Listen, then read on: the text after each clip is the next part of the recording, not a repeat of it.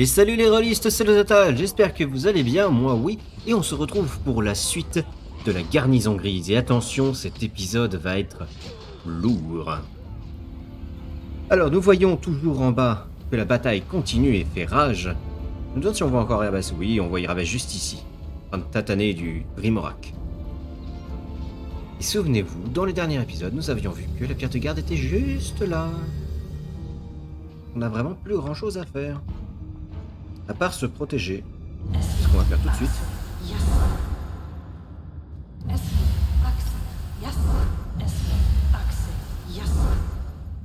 Voilà.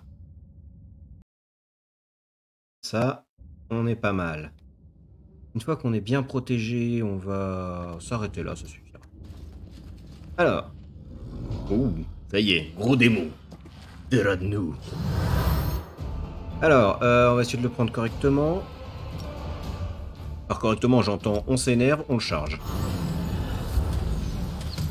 Il faut savoir commencer bien dans un combat. Pourquoi je peux plus prendre place? Oh, mais frappe! Voilà. Bonjour, peux-tu le soigner s'il te plaît? C'est à la fois un combat climatique et anticlimatique, hein, parce qu'il a tapé une fois puis il a plus rien fait. Et j'ai été... Ah, j'ai été secoué, c'est pour ça que je bougeais plus. Il m'a fait peur, le petit. Bon, je suis fatigué pendant 50 secondes. Oh, verra. Là, on récupère ta hache magique et ton armure, enfin. Oh, un cambion guerrier, qu'est-ce que tu fais là tout seul? On se souvient, on l'avait déjà vu. Et attention, c'est parti.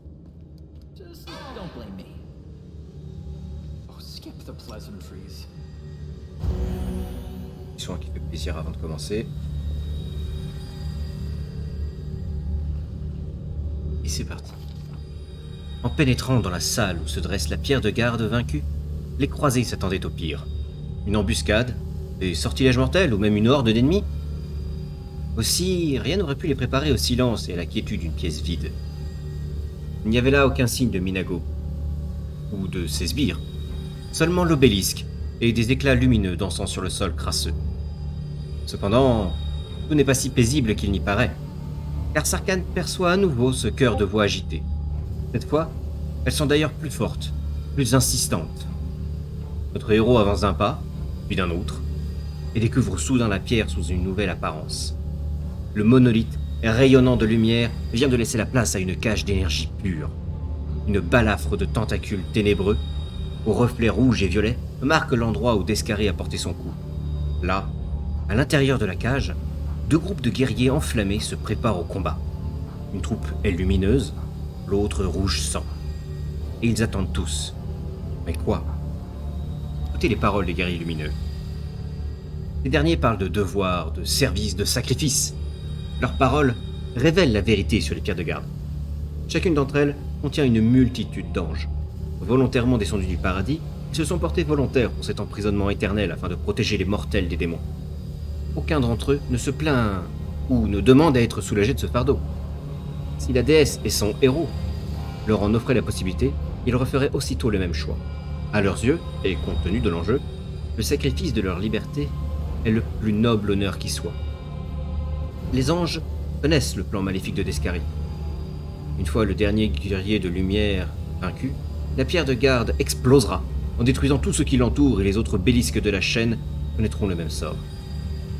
Dans leur prière, ils appellent à l'aide. Ils espèrent que quelqu'un éliminera leurs frères déchus. Les guerriers qui ont déjà succombé à la corruption démoniaque ne connaîtront jamais le salut.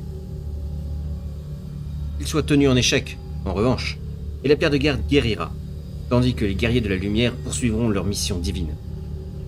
Le burin de cristal découvert dans les ruines de Kennabre est l'outil idéal pour cette tâche. Il excisera la corruption, et corrompue, et la pierre de garde recouvrera sa pleine puissance. Les yeux de Lion, jusqu'à présent paisiblement assoupis au plus profond de l'âme du héros, se réveillent. Ils encouragent leur hôte à les utiliser pour observer la pierre de garde. Oui, les yeux de Lion désirent voir. Écoutons les guerriers rouges d'abord. Ces derniers parlent de souffrance, de mensonges et de désillusion. Leurs paroles révèlent la vérité sur les pierres de garde. La barrière qui encercle la plaie du monde est construite sur l'asservissement et les tourments d'une multitude d'anges. Chaque blessure infligée à ces pierres leur est une souffrance insoutenable. Une douleur si intense qu'elle leur en ferait perdre la raison. Trompés par les platitudes sur le devoir et le service, ils endurent un tourment quotidien et éternel pour des mortels ingrats qui ne soupçonnent même pas leur existence. C'en est assez. Les guerriers rouges savent que leurs lames, désormais retournées contre leurs anciens compagnons d'armes, ne font qu'accélérer le triomphe d'Escari et de ses minions. Une fois la pierre de garde entièrement corrompue, elle deviendra une arme redoutable aux mains des démons. Certains des prisonniers de l'obélisque supplient d'être libérés, tandis que d'autres n'attendent que la mort. Mais ils sont unanimes sur un point. Cette existence est insupportable. Le burin de cristal découvert dans les ruines de Kenabres est le type parfait pour accomplir un massacre. Il ne libérera pas ceux qui souhaitent s'enfuir, mais il détruira la pierre de garde et tous ses prisonniers, qui le désirent ou non. Aucun camp ne remportera la victoire. En revanche, tous connaîtront une mort miséricordieuse et la fin de leur tourment. Mais les yeux de Laon voient autre chose.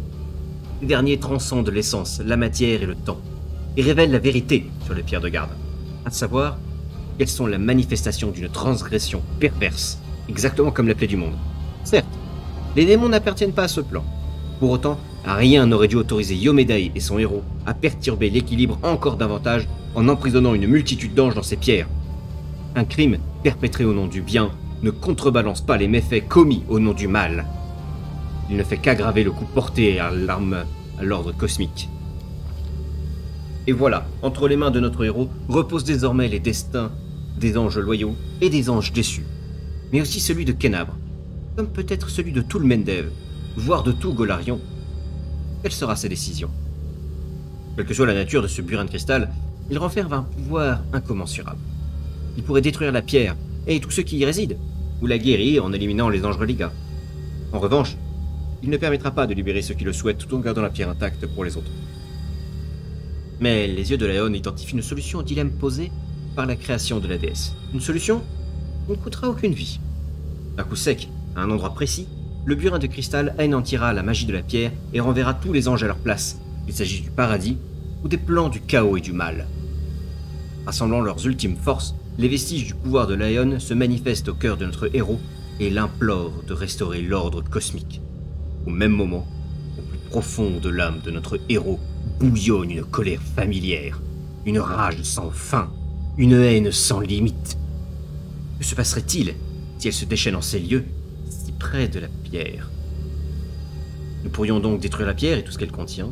Nous pourrions tenter d'apaiser les guerriers rouges en leur offrant la paix, mais cela reviendrait à les rendre toujours prisonniers. Ou nous pourrions tout détruire.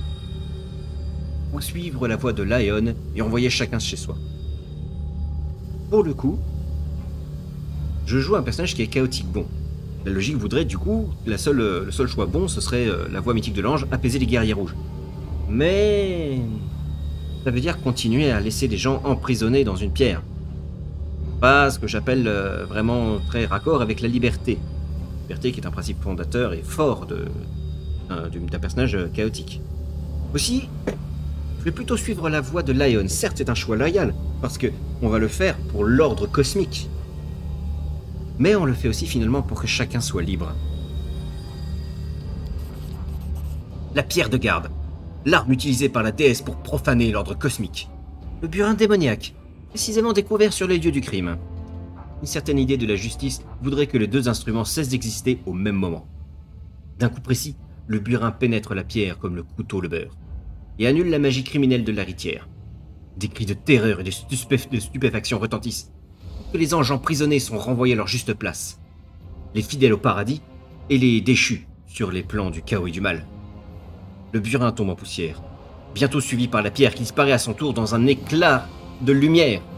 Les yeux de Laon contemplent la scène avec satisfaction. La mission de l'entité cosmique est terminée. Mais quel prix? Ces vestiges peuvent reposer en paix, maintenant que le monde est entre de bonnes mains.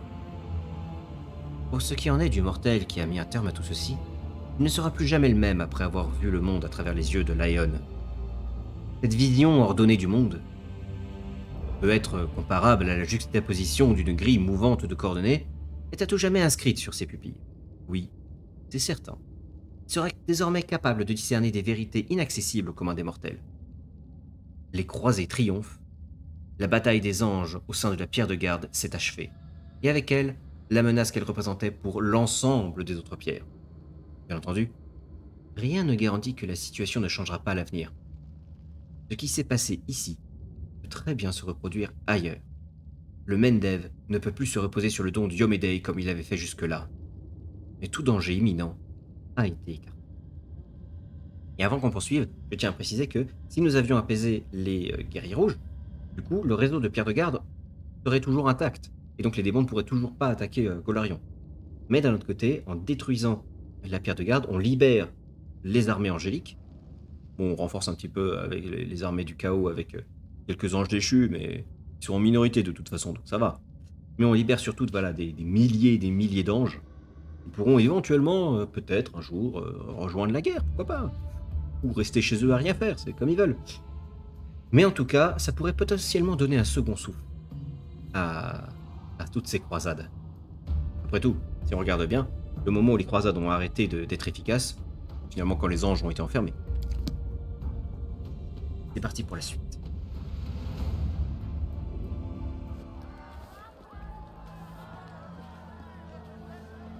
Nous voici sur la place, dans ce qui semble être le passé.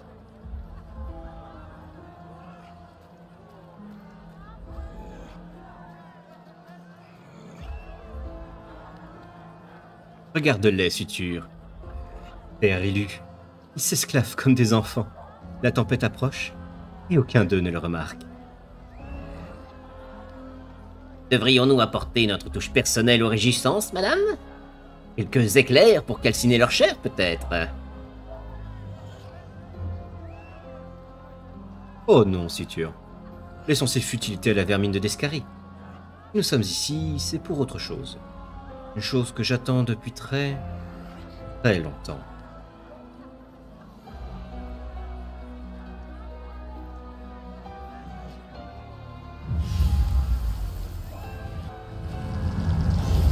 Et on remarque que sur la civière, bien c'est moi. Et que, apparemment, ceux qui m'ont amené devant Ulrun, tout début à l'épisode 2, bien, c'était Arilu et ses sbires démoniaques. Finalement, Ulrun avait raison de se méfier de nous.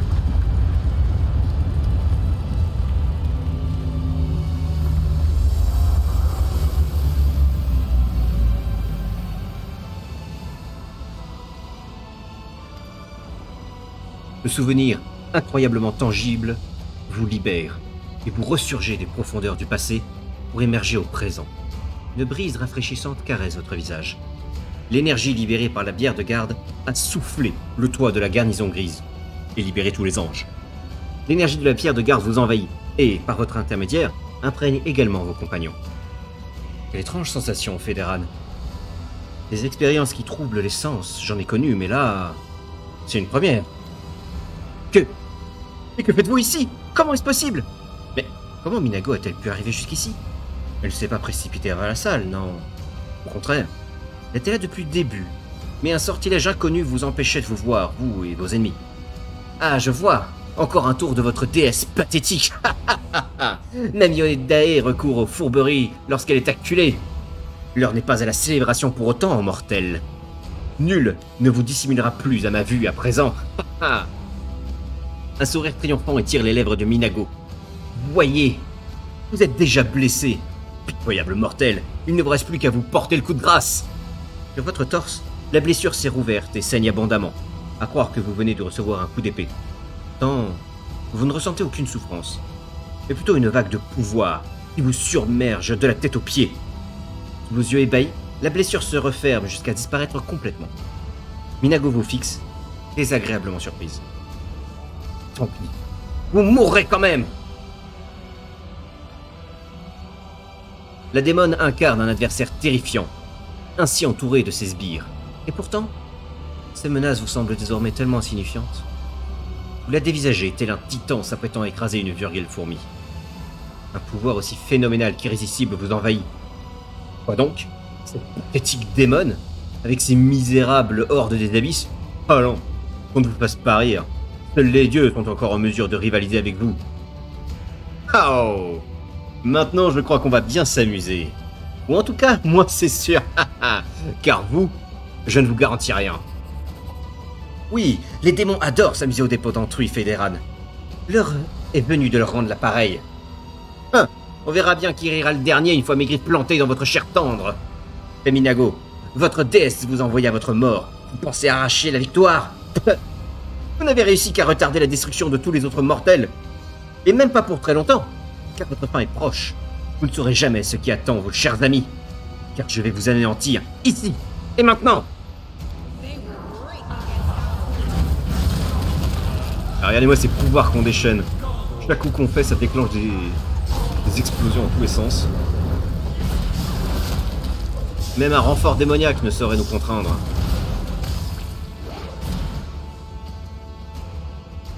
Par contre, un petit soin serait pas utile. Comme agréable.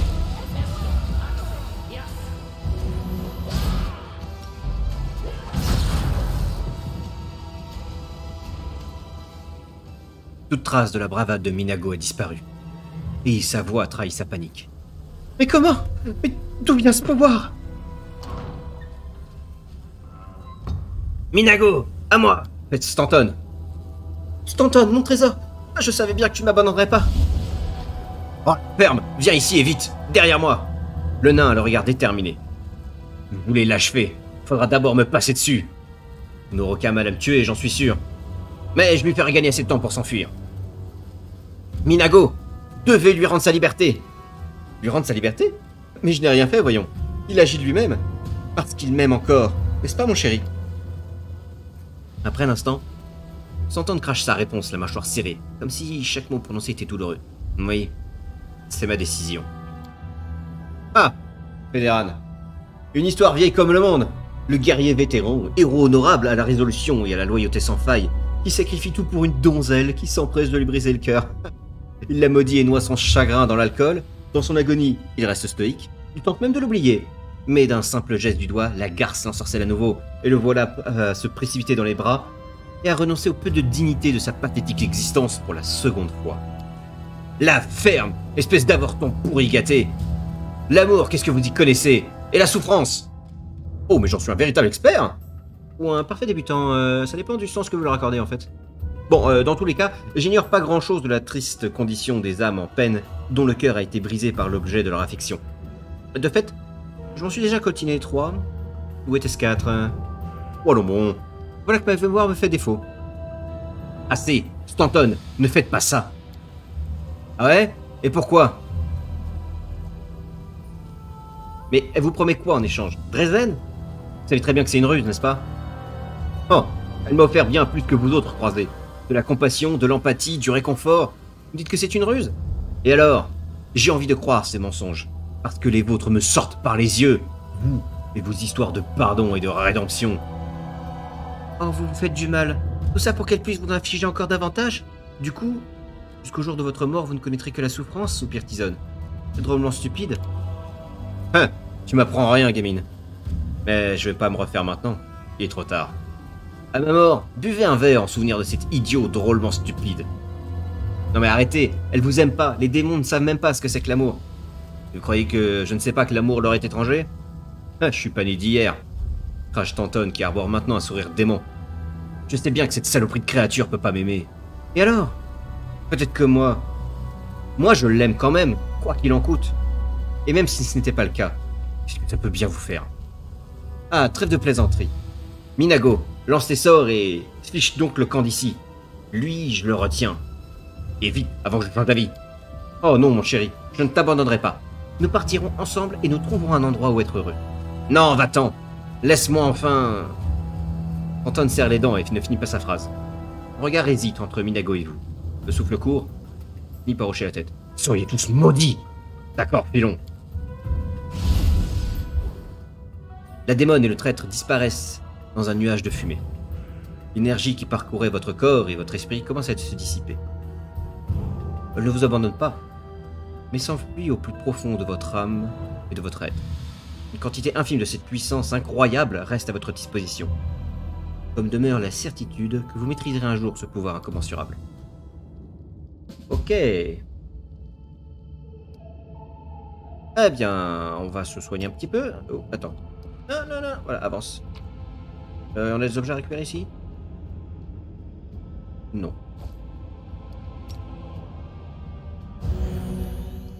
Eh bien les amis, nous voilà devenus de véritables héros au pouvoir incommensurable. Il est temps maintenant de donner ces fameux pouvoirs. Dairan, tu vas apprendre à soigner sans limite. Ça veut dire que désormais, tes sorts ne seront plus limités. Alors, en vérité, un sort, par exemple un soin léger, est limité à 1 d8 plus 5. Un soin modéré à 2 d8 plus, c'était 10, je crois, etc. etc. L'avantage du soin sans limite, c'est que la restriction de niveau n'est plus présente. Donc, au niveau 20, on peut balancer un sort de soin léger à 1 d8 plus 20. C'est quand même très pratique et ça permet de garder les sorts bas niveau toujours utiles. Donc, on garde, c'est très bien. Pour Tizon, il nous propose l'ascendance élémentaire pour qu'elle lance des sorts de feu plus puissants. Mais, comment dire, on ne se sert pas vraiment de Tizon pour ça. Alors certes, ça fait sens, hein, elle a été brûlée, tout ça, tout ça, tout ça. Mais je préfère lui mettre aussi soin sans limite. Parce qu'après tout, c'est notre seconde soigneuse. Par contre, Wolfjit, lui, prend l'incantation profuse. Je recommence. L'incantation profuse qui lui permet d'avoir 4 sorts supplémentaires de niveau 1, 2 et 3. Avec ça, il va devenir notre best magicien. Ensuite, Camélia. Camélia qui nous propose incantation profuse. Eh bien, je lui dis, et non, tu vas prendre ascendant invocatoire. Pourquoi? Et ma foi, c'est super simple. Comme ça, tu vas pouvoir booster les créatures que tu vas invoquer parce que, oui, tu vas être Miss Invocation. À défaut de pouvoir de taper, de pas bien taper, faire autre chose. Ou alors, attends, je ne sais plus, il n'y avait pas un truc pour qu'elle puisse taper... Ah non, c'est avec Don Mythique. Il faut attendre, va falloir encore attendre super longtemps en fait. C'est vrai que dommage.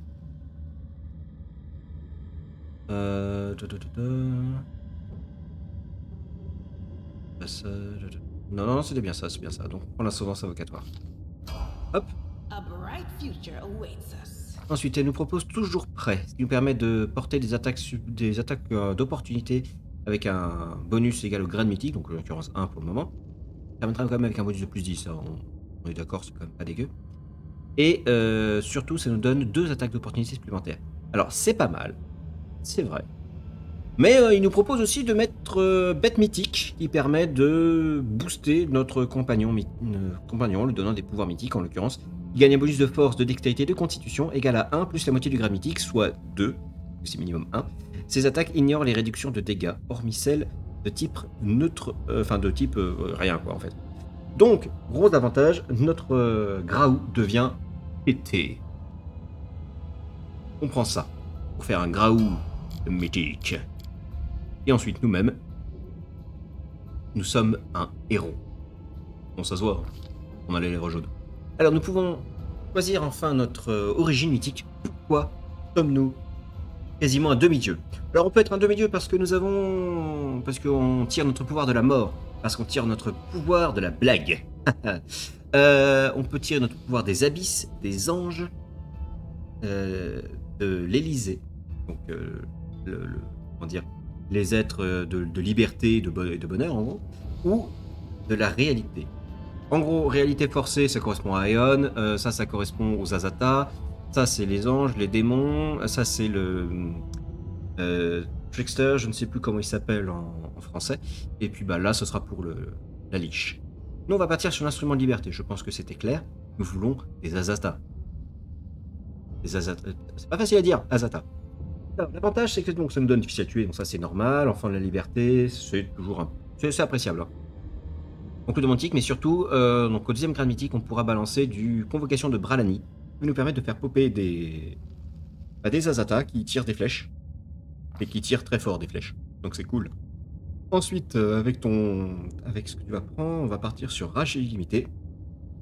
Parce que juste là, vous avez dû le remarquer, mais j'utilise très peu sa rage. C'était vraiment genre des petits bursts comme ça, par-ci par-là. Il n'en a pas assez, quoi. Non, avec rage illimité, c'est pas compliqué. Je suis vénère tout le temps.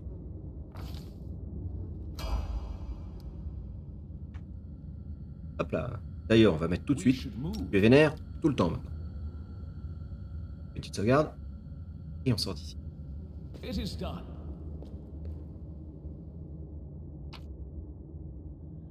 Avons-nous des choses à récupérer? Non. tour.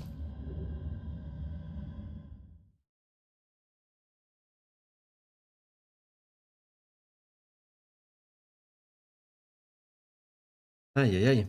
En fait, c'était une sacrée scène, hein. On avait même pu voir toutes les lueurs, toutes les petites boules de lumière qui représentaient du coup tous les anges qui partaient. C'était vraiment chouette. Et nous voilà à la taverne. Il faut fêter la victoire. Alors nous sommes juste ici. On va essayer de zoomer un petit peu pour voir les gens qu'il y a. Donc on est là. On connaît pas. Là je crois que c'est... Là c'est Anevia. Là on a quelqu'un qu'on connaît pas. Là visiblement c'est Irabès. On connaît pas. Ils sont où les gens qu'on connaît? Ah eux c'est des mecs sympas. Ah Nenio est ici. Ah, Stanton est toujours là, c'est pas normal ça. Oh, ils ont juste repris la taverne telle que, en fait. Pas très grave, nous c'est ici que ça nous intéresse. Faites place! La reine guerrière s'avance pour féliciter les héros. Anevia rejoint la table du groupe, s'installe lourdement sur le banc et distribue les chopes de bière. Ah, le cœur est bondé. Dire que tu envisageais de faire bande à part, Bess. Et j'y pense toujours. Il n'y a même pas une semaine que nous avons chassé les démons de Kenabre. Nous devrions être occupés à pleurer nos morts, soupire Irabès. D'accord, nous avions tous bien mérité cette fête. Et Sarkhan, plus que nul autre. C'est grâce à lui que la ville a survécu. Et peut-être même tout le Mendev. Et ça a été un combat d'enfer. Ou, cela nous l'avons accompli ensemble. J'ai bien envie de dire qu'on l'a accompli ensemble, mais on n'était quand même pas tout seul. Hein. On a une équipe avec nous quand même. Bon allez, ça a été un combat d'enfer, parce que c'est vrai, c'était un combat de ouf. Et qui dit combat d'enfer, dit célébration endiablée, fait Anevia. D'après nos éclaireurs, plus aucun démon ne rôde aux abords de Kenabre. J'ai le sentiment que nos ennemis sont aussi choqués que nous par ce qui s'est passé, avant Irabès, en se grattant le front d'un air pensif.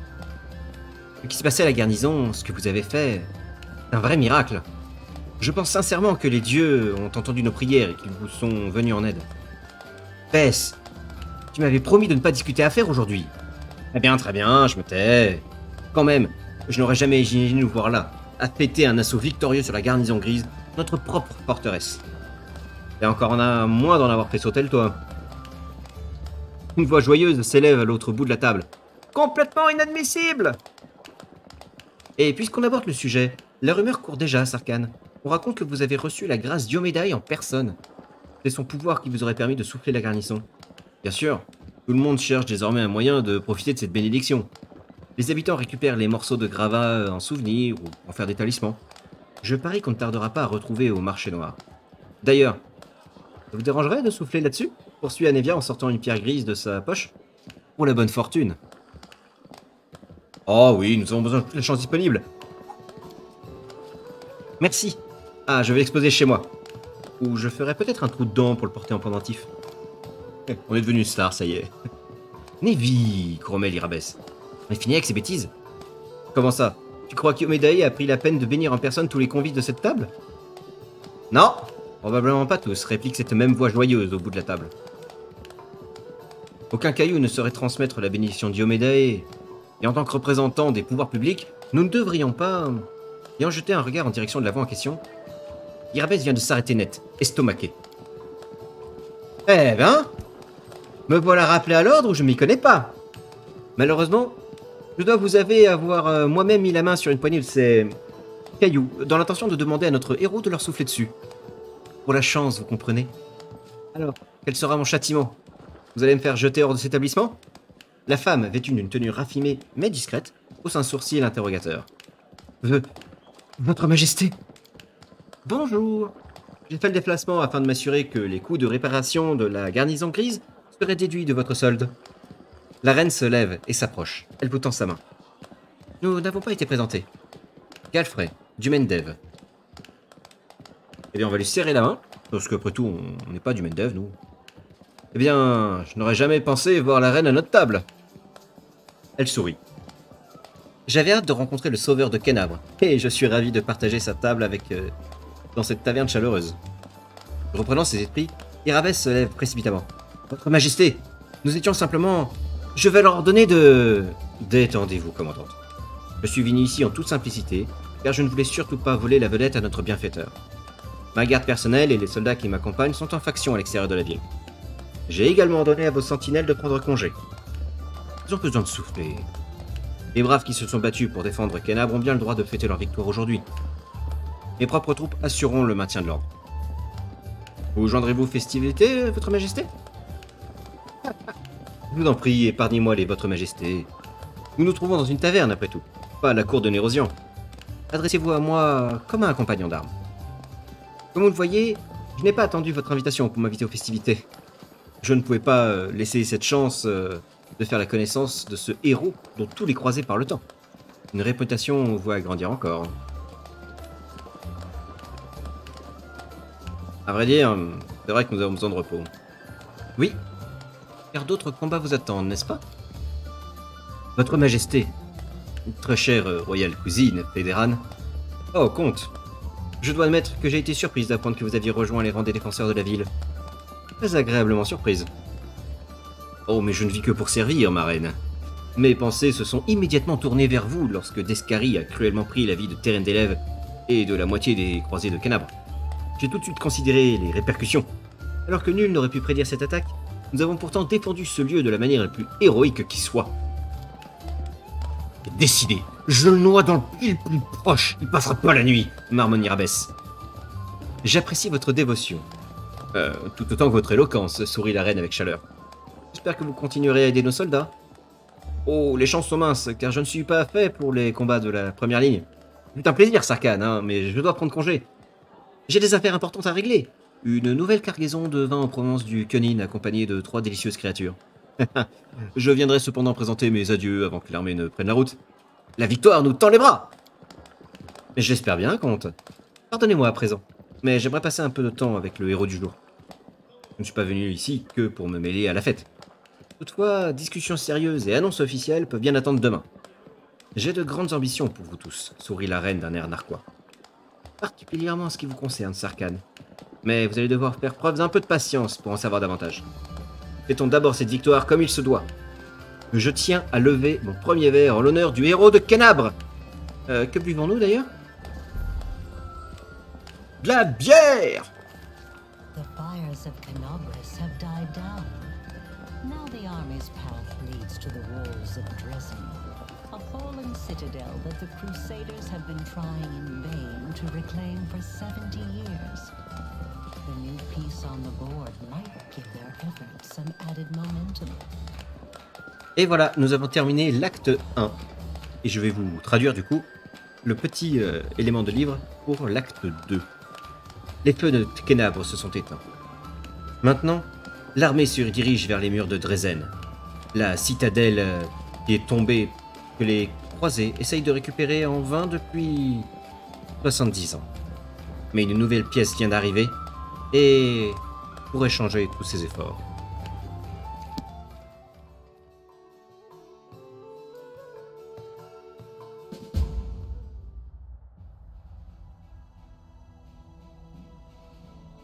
Je vous rassure, j'ai aucun contrôle sur ce qui se passe. Alors, après la prochaine scène, on sauvegarde. Je vous préviens.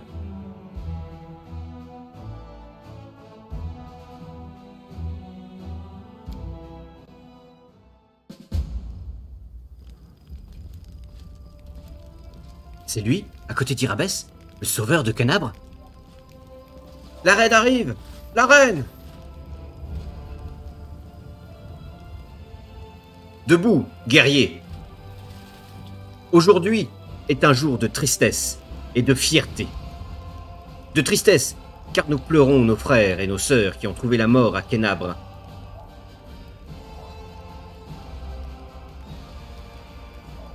Et de fierté, car malgré la trahison démoniaque, nos héros ont repoussé l'attaque et sauvé la ville. Moi, Galfrey, en mon titre reine du Mendev, je déclare le lancement officiel de la 5e croisade.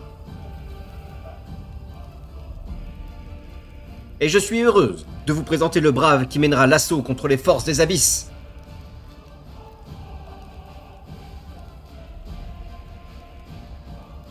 Nul autre que le sauveur de Canabre. Voici le commandant de la 5e croisade et désormais votre chef, jusqu'à la victoire ou la mort.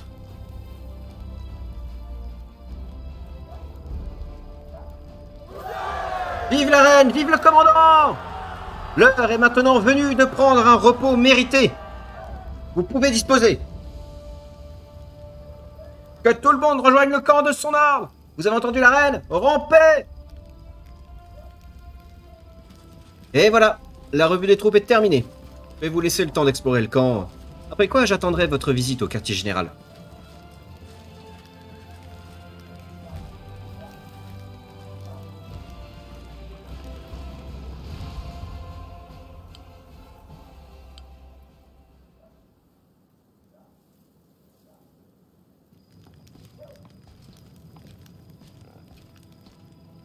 Commandant, permettez-moi de vous accompagner pendant votre revue de notre campement, Feyrabès.